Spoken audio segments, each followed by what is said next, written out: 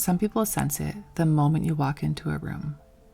There's something different about you, something grounded, calm, and quietly powerful. You may not be loud, but your presence is unmistakable. That's because intuitive introverts carry a depth to them that cannot be faked. And in a world that thrives on surface-level noise, that kind of depth can feel dangerous. Today we're exploring 8 reasons why intuitive introverts are dangerous people. So get comfy and get cozy, and let's jump right in. You don't just take things at face value. Intuitive introverts have a gift for picking up on subtle emotional cues, body language, microexpressions, energy shifts, things that most people miss. You can tell when someone is hiding something or saying one thing but meaning another. People may try to impress you, manipulate you, or play social games, but it rarely works, if ever.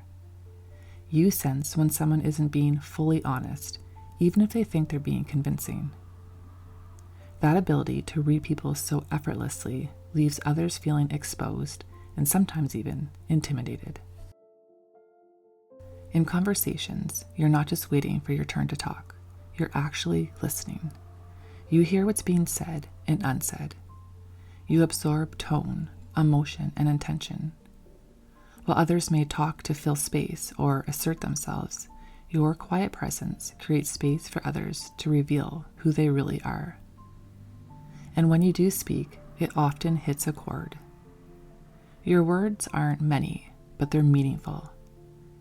People walk away from conversations with you feeling seen, even if they can't quite explain why.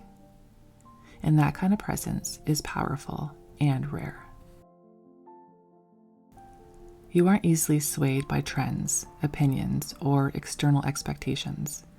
You have your own inner compass, and you trust it more than the noise around you. While others may feel the need to be liked or approved of, you find comfort in your authenticity. You're not afraid to disagree, take a different path, or stand alone if it feels right to you. This self-possession can be threatening to people who rely on groupthink or external praise, but it also makes you someone who can't be easily influenced or controlled. You crave quiet time, and not because you want to disconnect from the world all the time, but because it helps you reconnect to yourself. Time alone gives you the space to process your emotions, recharge your energy, and make sense of your experiences. It's not loneliness, it's clarity. You come back from solitude stronger, wiser, and more aligned.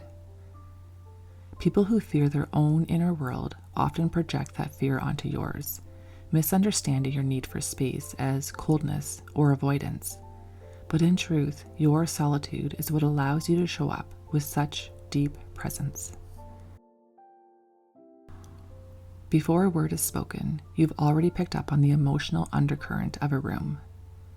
You sense the tension, disconnection, peace, or openness instantly. It's not always logical, it's something you feel in your gut.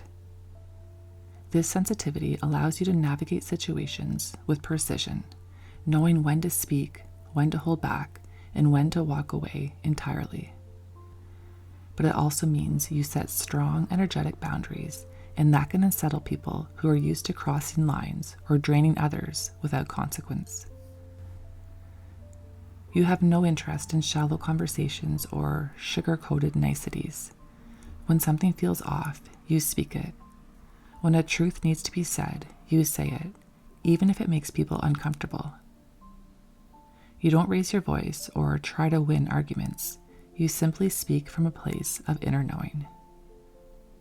And because your words come from depth rather than ego, they tend to land powerfully on others. You don't weaponize honesty, but you don't withhold it either. That kind of truthfulness is rare. And in a world full of filters and facades, rare often feels dangerous. You lead in quiet ways, through your presence, your choices, your energy. You're not trying to be the center of attention, yet people naturally turn to you for guidance, calm, and perspective. Your leadership comes from lived wisdom, not loudness. You inspire others simply by being grounded in who you are. That subtle influence may not be obvious to everyone, but it's deeply felt. And those who recognize it respect it. You don't force your way into positions of power. You become powerful simply by being steady, thoughtful, and real. Just by being fully yourself, you hold up a mirror to others. Your boundaries reflect where they lack their own. Your self-awareness stirs something in them they've been avoiding. Your calm disrupts their chaos, and your depth can bring up discomfort in people who aren't ready to go there themselves. But it's not your job to shrink in their comfort. Sometimes just standing in your truth is enough to cause a ripple. And that ripple, that quiet influence, can shift more than you know. So if you've ever felt too quiet, too sensitive, too different, remember this. Your way of being holds power. You don't need to be loud to be strong. You don't have to force your presence to make an impact. You don't need to take up space to change the room. Your energy, your intuition, your truth, they all speak for you, and they speak volumes. Keep listening to yourself. Keep trusting your path, even when it feels different from the world around you. You weren't made to blend in. You were made to bring something real, something rooted, something meaningful. And being dangerous doesn't mean being harmful.